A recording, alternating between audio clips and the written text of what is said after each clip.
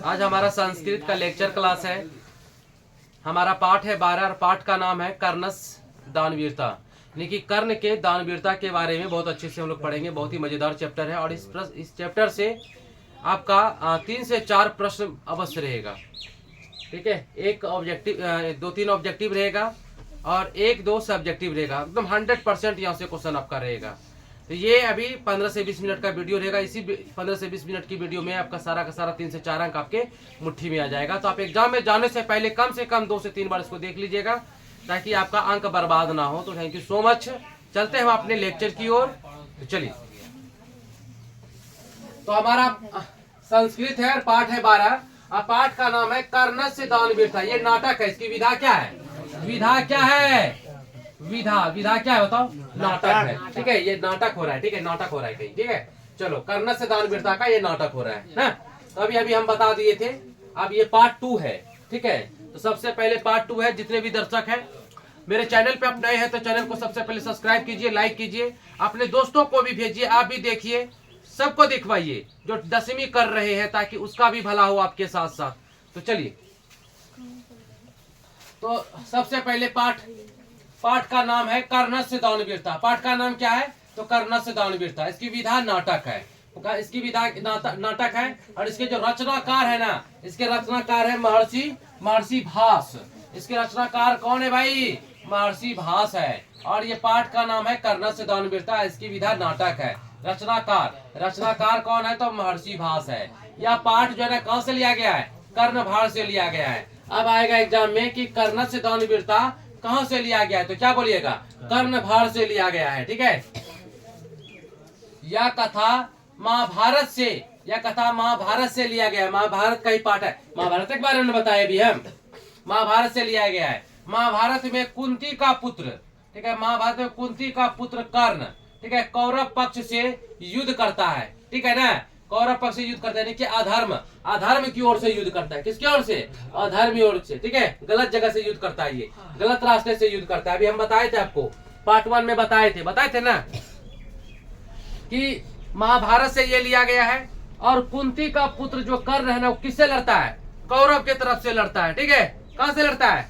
कौरव के तरफ से लड़ता है। पांडव 5 थे और कौरव 100 थे। कौरव तरफ से, कौरव का सबसे बड़ा राजा था, सबसे बड़ा बेटा था दुर्योधन। कौन था? दुर्योधन था। ठीक है, चलो,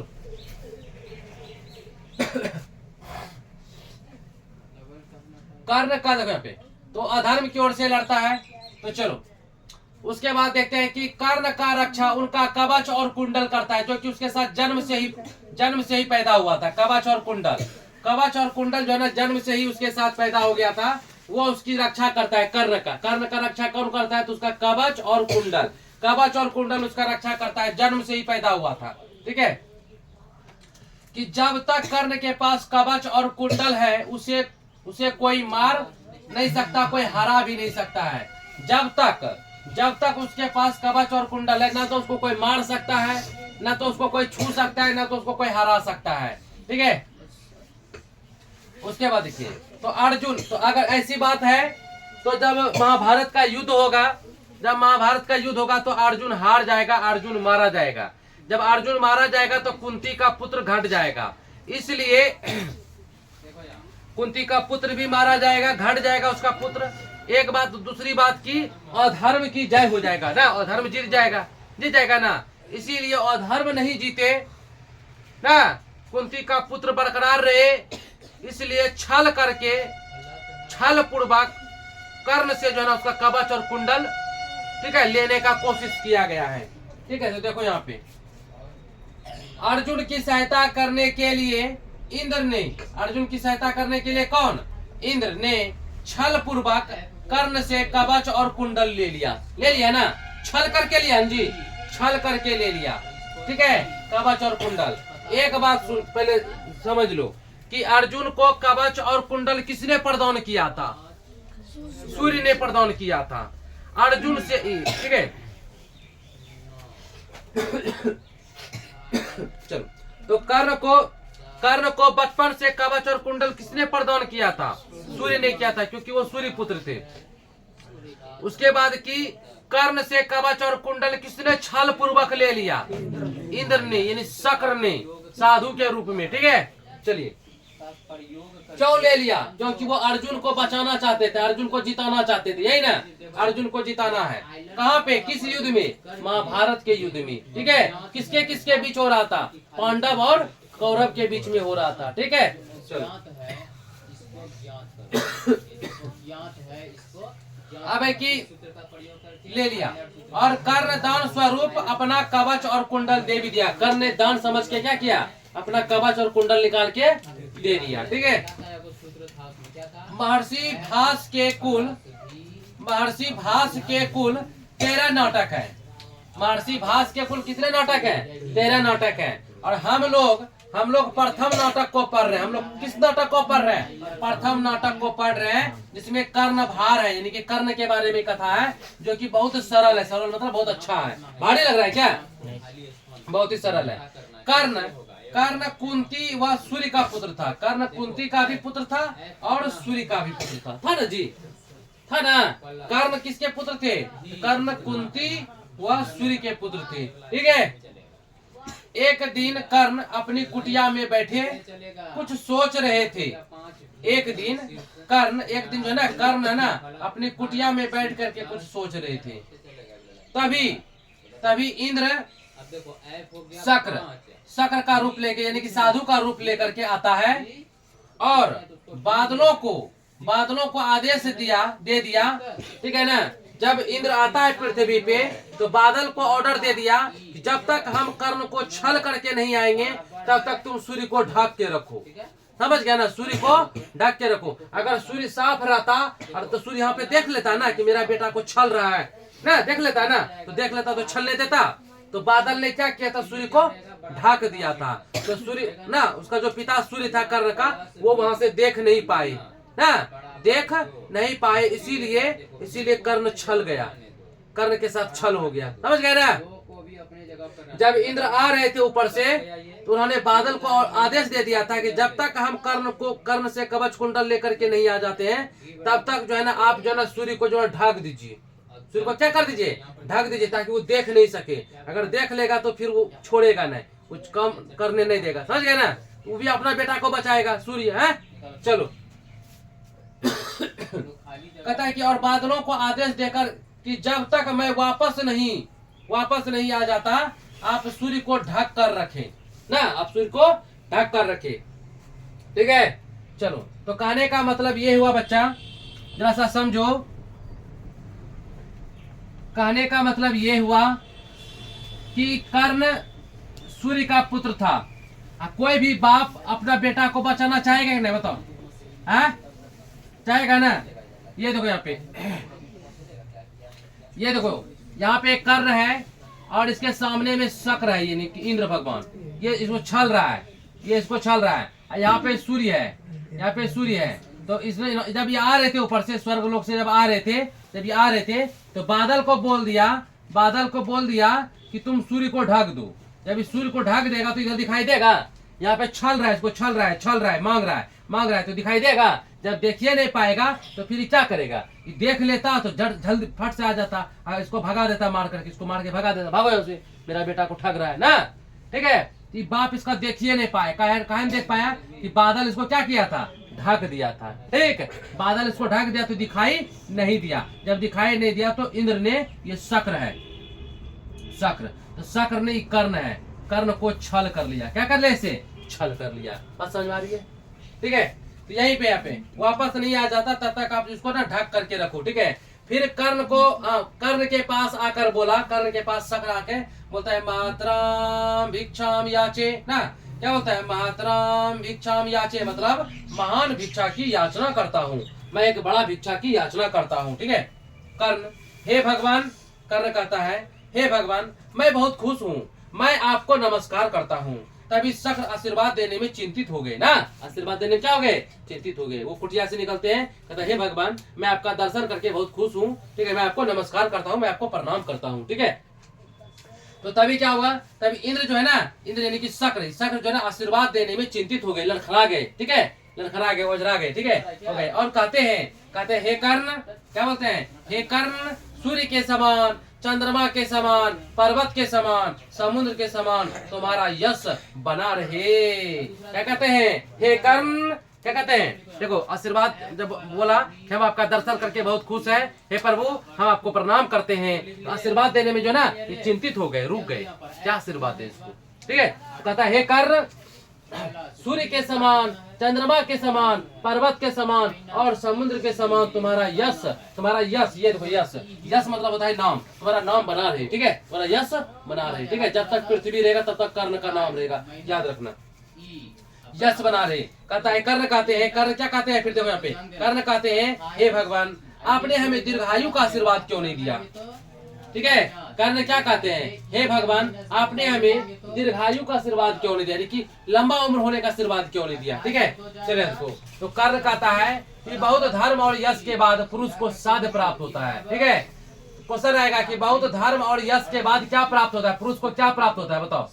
साध्य प्राप्त होता है, साध्य। ठीक है ना, इनकी वरदान प्राप्त होता है। ठीक है, बहुत तपस्या करने के बाद उसको वरदान प्राप्त होता है। ठीक है, पहले के समय में भगवान जब ईश्वर का समय चलता था तो बहुत तपस्या करते थे, बरगद के नीचे, इसे खुले आसमान में, पानी में, आंधी में, तूफान में, धूप में पूरा तपस्या करते थे, सालों भर करते थे, बहुत साल करते थे। ठीक है ना, करने के बाद तब भगवान उत्पन्न मतलब कि प्रकट होते थे और बोलते थे बोलो क्या मांगते हो, बोलते थे ना, समझ गए? वही यहाँ पे कहता है। उसके बाद देखो राजाओं के लक्ष्मी सांप के जीव के समान चंचल होती है। ये भी क्वेश्चन आएगा कि राजाओं के पास जो लक्ष्मी होता है ना किस प्रकार से होती है? वो ना सांप के जीव की तरह क्या होती है? चंचल होती है। क्या होती है?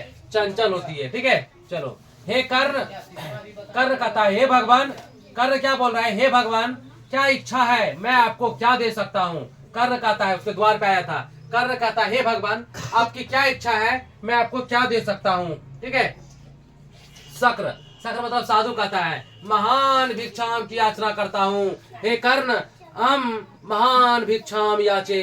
हे शक्र कहता है कि हे कर्ण मैं एक बहुत बड़ा भिक्षा की याचना करता हूँ। ठीक है, एक महान भिक्षा की याचना करता हूँ। कर्ण मैं आपको, कर्ण कहता है एक नंबर में, देखो यहाँ पे एक नंबर में क्या बोल रहा है? एक नंबर में क्या बोल रहा है कर्ण? देखो यहाँ पे कहता है कर्ण हे भगवान मैं आपको महान मान भिक्षा प्रदान करता हूँ। मैं आपको हजारों गाय ठीक है आभूषण से यानी कि सोना से लदा हुआ देता हूँ। ठीक है, एक नंबर में पहली बार में दान में क्या दिया कि हे भगवान मैं आपको महान भिक्षा प्रदान करता हूँ, मैं आपको हजारों गाय आभूषणों से यानी कि सोनों से लदा हुआ देता हूँ।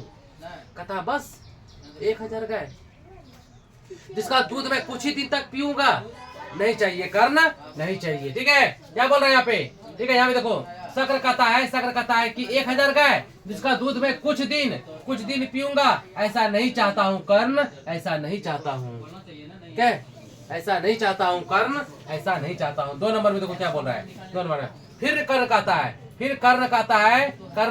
कि मैं आपको 1000 घोड़े दान करता हूँ, 1000 घोड़े दान करता हूँ। 2 नंबर में शक्र कहता है घोड़े जिन पर मैं बहुत कम समय तक बैठूंगा, नहीं चढ़ूंगा, ठीक है, तक चढ़ूंगा, नहीं चाहिए कर्ण, नहीं चाहिए। ठीक है, 2 नंबर में क्या कहता है? 2 नंबर में कहता है कि मैं आपको 1000 घोड़े प्रदान करता हूँ, दान में देता हूँ। कहता बस 1000 घोड़े जिस पर मैं कुछ ही दिन तक चढ़ूंगा, नहीं चाहिए कर्ण, नहीं चाहिए। यहाँ तो कुछ और चाहिए इसको। ठीक है, चलो उसके बाद देखो 3 नंबर में कर्ण फिर कहता है मैं आपको 1000 हाथी दान करता हूँ। ठीक है, मैं आपको 1000 हाथी प्रदान करता हूँ, दान करता हूँ। ठीक है, 1000 हाथी प्रदान करता हूँ। ठीक है, यहाँ देखो तो लोग बहुत दांत बिचका रहे हो। ठीक है, सबसे पहले तो क्लास में वैसे कदम मेला है क्या? कंधा पे हाथ धर के बैठा, मतलब तनियों को ढंग नहीं है क्या? तुमको अपना अकल आगे बैठाने लगेंगे हम, बोल दिए, समझ गया ना? चलो कर्ण फिर कहता है कि मैं आपको 1000 हाथी दान करता हूँ, 1000 हाथी दान करता हूँ। ठीक है, 1000 हाथी दान करता हूँ। ठीक है, तो शक्र यानी कि साधु कहता है नहीं चाहता हूँ, मैं नहीं चाहता हूँ, ऐसा नहीं चाहिए कर्ण, नहीं चाहिए, यहाँ नहीं चाहिए, इसको हाथी भी नहीं चाहिए। देखो यहाँ पे हाथी भी नहीं चाहिए। ठीक है, फिर कहता है कर्ण फिर कहता है कि मैं आपको ढेर सारा सोना दान करता हूँ, ढेर सारा सोना दान करता हूँ। शक्र फिर कहता है मैं ऐसा नहीं चाहता हूँ कर्ण, मैं ऐसा नहीं चाहता हूँ। हम महतराम भिक्षाम याचे, मैं बहुत बड़ी भिक्षा की याचना करता हूँ। ठीक है, बोला ठीक है कोई बात नहीं। फिर कर्ण कहता है हे भगवान आप बहुत बड़ा भिक्षा की याचना करते हैं, हम आपको पूरा पृथ्वी दे देते हैं। ठीक है, क्या कहता है, हम आपको पूरा पृथ्वी दे देते हैं, ये पृथ्वी, हम आपको पूरा पृथ्वी दे देते हैं। कहता है नहीं चाहिए कर्ण, नहीं चाहिए हमको, पृथ्वी भी नहीं चाहिए। क्या कहता है, हमको पृथ्वी भी नहीं चाहिए। ठीक है, उसके बाद देखो, कर्ण मैं आपको अपने किए हुए यज्ञों का फल प्रदान करता हूँ। जितना भी दिन हम अपना पुण्य दान कर करके जो पुण्य कमाए हैं, वो सारा पुण्य हम आपको दे देते हैं। जितना भी यज्ञ किए हैं, यज्ञ करने से जो हमको शक्ति मिला है, वो सब शक्ति आपको दे देते हैं। कहता है हमको नहीं चाहिए कर्ण, नहीं चाहिए, हमको नहीं चाहिए सब। ठीक है, तो 6 नंबर में भी नहीं लिया। 7 में आते हैं। 7 में कहता है कि हे भगवान, मैं आपको अपना सिर काट कर देता हूँ। ठीक है, ये प्रदान करता हूँ, मैं आपको अपना सिर काट के प्रदान करता हूँ। शक्र कहता है ऐसा मत करो कर्ण, ऐसा मत करो, हमको नहीं चाहिए कर्ण, हमको नहीं चाहिए। ठीक है, फिर 8 नंबर में अब आपकी बार सोचा कर मन ही मन कि पूरे दुनिया में तो अब कुछ बचा ही नहीं, पूरा दुनिया हम इसको दान में देने के लिए तैयार है, अब क्या बचा है। तो कर्ण समझ गया और कहा, कर्ण समझ गया और कहा मेरे साथ जो जन्म लिया, कवच और कुंडल उसके साथ जन्म लिया था। ठीक है, कहा मेरे साथ जो जन्म लिया, जिससे मेरी रक्षा होती है, जिसे हजारों देवता और राक्षस भेद यानी कि छेद नहीं सके, ऐसा कवच और कुंडल मैं आपको प्रदान करता हूँ। कहता हाँ दे दो दे दो दे दो। ठीक है, फिर से बोलते हैं, कर्ण समझ गया और कहता है, ठीक है, कर्ण समझ गया। ठीक है, दान देते देते नहीं ले रहे थे, लास्ट में कर्ण समझ गया और कहता है ना, कर्ण जो ना बिल्कुल समझ गया और कहता है जो मेरे साथ जन्म लिया, जिससे हमारी रक्षा होती है, जिससे मेरी रक्षा होती है, जिससे हजारों या ब्रह्मांड के सभी देवी देवता और राक्षस जिससे भेद नहीं सका, छेद नहीं कर सका, टच नहीं कर सका, वैसा कवच और कुंडल हम आपको प्रदान करते हैं, हम आपको दान करते हैं। इंद्र कहता है दे दो दे दो दे दो, जल्दी दे दो जल्दी दे दो। ठीक है, दे दो, हम यही चाहते हैं। शक्र हाँ हाँ दे दो दे दो दे दो। ठीक है, कर्ण सोचने लगा, लगता है श्री कृष्ण ने छल करवाया है ना, श्री कृष्ण ने लगता है छल करवा दिया है मेरे साथ। पुनः वह सोचता है मैं एक वीर हूँ। ठीक है, फिर वो सोचता है कि मैं एक वीर हूँ, एक वीर को दान देते समय ऐसी नीच बातें सोचना नहीं चाहिए, ये सब बातें नहीं सोचना चाहिए, चुपचाप दान दे देना चाहिए ना। वही कहता है पुनः, यानी कि फिर से वह सोचता है मैं एक वीर हूँ और एक वीर को दान करते समय यह सब नहीं सोचना चाहिए। देखो कितनी बड़ी बात है, कितनी बड़ी बात है। यह सोचकर वह अपना कवच और कुंडल उतार कर देने लगते हैं। तब शल्य, शल्य महाराज कौन थे, उसके सारथी थे, कर्ण के सारथी शल्य, शल्य ने कहा अंगराज, अंगराज नहीं दीजिए नहीं दीजिए। क्या कहते हैं शल्य ने, अंगराज नहीं दीजिए, कवच और कुंडल नहीं दीजिए। ठीक है, कर्ण कहता है शल्यराज इस समय आप मत रोकिए।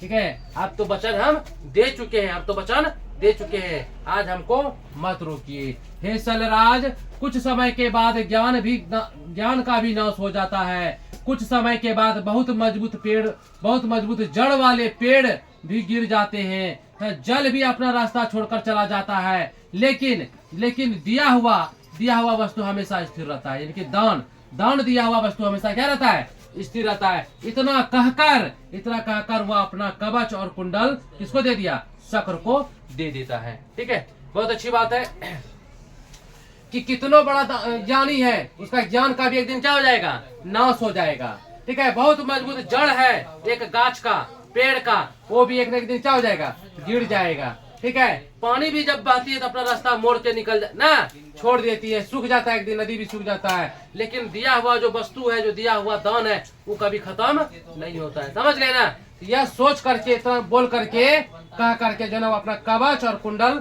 निकाल करके शक्र को प्रदान कर देता है। यही हमारे दानवीर कर्ण की कथा है। मेरे प्यारे नन्हे मुन्ने बच्चों, जो आप 10वीं कर रहे हैं, हम आशा करते हैं कि आप एग्जाम में जाने से पहले कम से कम 2-3 बार इसको स्पीड करके और क्वालिटी बढ़ा करके देख लीजिएगा। आपका एक भी अंक यहाँ से बर्बाद नहीं होगा। आपकी जय जयकार हो, जैसे कर्ण की जय जयकार था वैसे आपकी भी जय जयकार हो। आप अपने घर में, समाज में मैट्रिक का रिजल्ट अच्छा करके अपना परचम लहराइए और आगे बढ़ते रहिए जीवन में। इसके साथ हम एक ही बात कहना चाहेंगे कि कर्ण के समान बनिए। कर्ण बहुत ही ताकतवर और बहुत ही दानवीर था। एक बात जान लीजिए, जब महाभारत में जिस रथ पे श्री कृष्ण सारथी बने हुए थे और अर्जुन लड़ रहे थे, सोच लीजिए कि उस रथ पे जो है ना, जिसपे कि कृष्ण भगवान बैठे हुए थे, पूरा तीनों लोकों का मालिक श्री कृष्ण बैठे हुए थे, उस रथ में जब कर्ण ने बाण चलाया तो उस रथ को जो है ना 3 कदम पीछे धकेल दिया। कर्ण कोई छोटा मोटा योद्धा नहीं था, कर्ण कोई छोटा मोटा योद्धा नहीं था, ठीक है ना। जिस रथ पे श्री कृष्ण बैठे थे अर्जुन को लेकर के, उस रथ को एक बाण से कर्ण ने जो है 3 कदम पीछे हटा दिया, एकदम धकेल दिया। कर्ण बहुत ही वीर था, बहुत ही शक्तिशाली, बहुत ही दानवीर था। तो I like Karna, I love कर्ण। तो आप भी कर्ण के तरह एकदम से दानवीर बनिए और तेजस्वी यशस्वी बनिए। तो आप सबकी जय हो। सरस्वती माता की जय।